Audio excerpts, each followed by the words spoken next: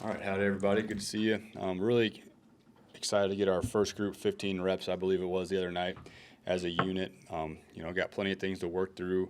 Um, Really proud of the effort the guys had. There's things I can clean up. There's things they can clean up, and we're coaching them every day to get better. The young guys, we got to keep developing them, and really use this last week of training camp to get the most we can out of them. So another opportunity on Friday night in Kansas City. Look forward to the challenge.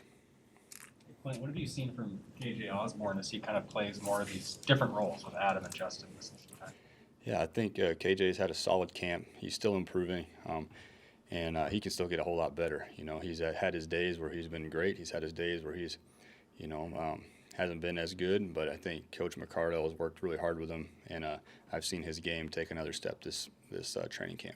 How much trust does that build with the coaching staff when he can maybe be more versatile and not just be at one position?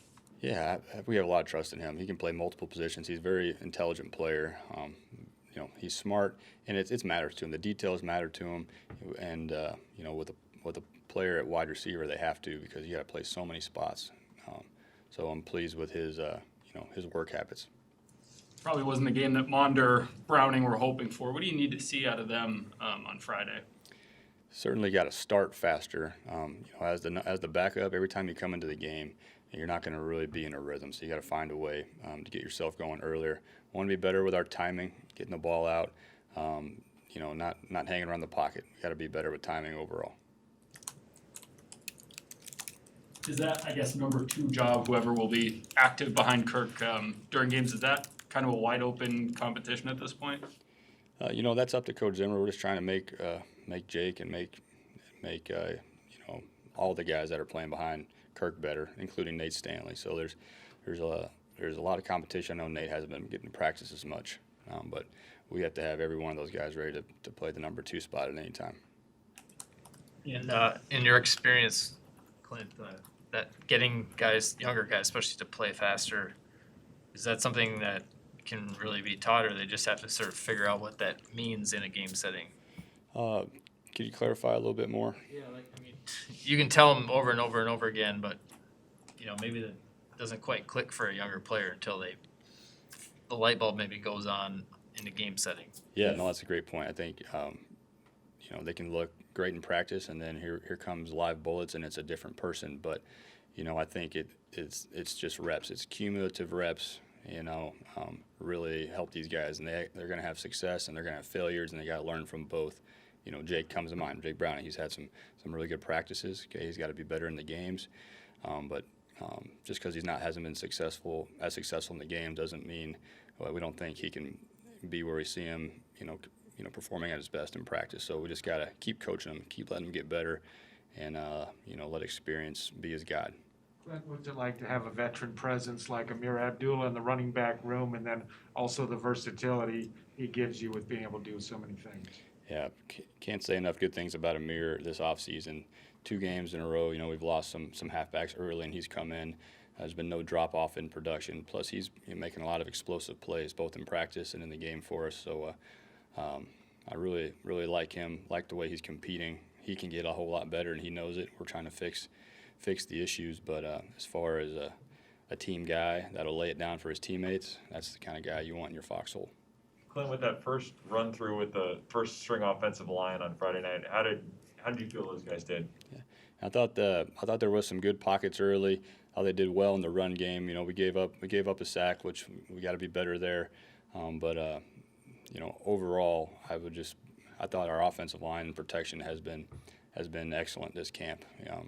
We just got to go finish those drives. That sack really hurt us, but we just got to go overcome it and get points before the half. I know we got in position to kick a field goal, but we got to put our team in position to go score a touchdown there. Kirk said he was happy with his reads and how things progressed for him Saturday, but do you need to see more of him throwing downfield coming up on Friday, or what do you want to see more from him? I know you like to see a touchdown, obviously, but in preseason, and you know him well, what do you need to see? Yeah, well, honestly, I don't need to see anything. He's practicing well. In a live game setting, it would be nice to push the ball down the field.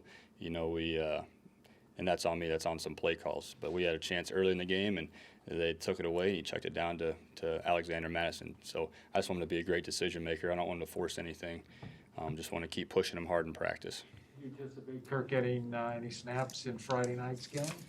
You know, I think that's up to Coach Zimmer. We're preparing as if that's the case. Hey, Clint, with Kenne and Alexander sideline right now, how are you feeling about that running back depth?